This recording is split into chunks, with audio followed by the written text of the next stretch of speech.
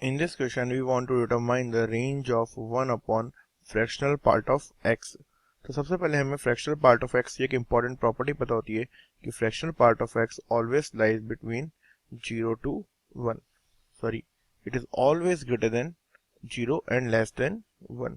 तो ये हमारे फ्रैक्शनल पार्ट ऑफ x की क्या होती है, रेंज होती है. और हमें पता है कि अब हम यहाँ पे क्या कर रहे हैं, रेंज ऑफ किसकी बात कर रहे हैं, 1 upon fractional part of x की बात कर रहे हैं.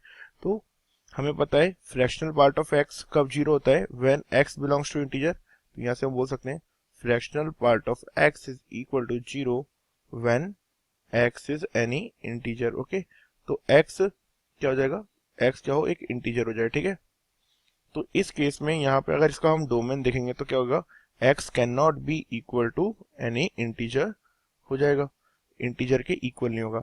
अब हमें ये पता है कि लेट्स से ये जो फंक्शन है y के इक्वल है ना. तो y is equal to 1 upon fractional part of x है. तो यहाँ से फ्रैक्शनल पार्ट ऑफ x की वैल्यू क्या जाएगी, फ्रैक्शनल पार्ट ऑफ x को हम बोल सकते हैं 1 अपॉन y. तो अब हमें ये पता है कि fractional part of x always positive होता है और 0 से 1 के बीच में.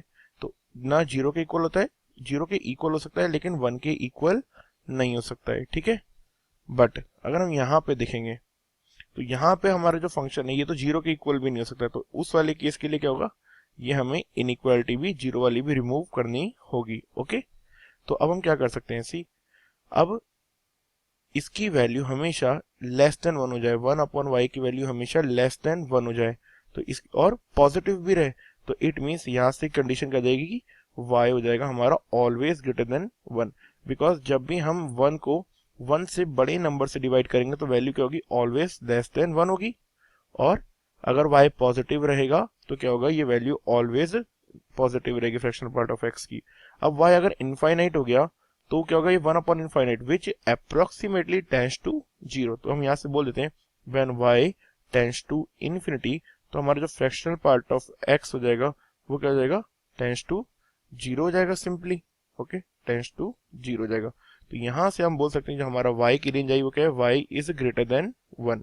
तो सिंपली रेंज क्या हो गई हमारी, यहाँ से range is equal to, range है y is greater than 1 till infinity. तो देखो y belongs to what, 1 to infinity.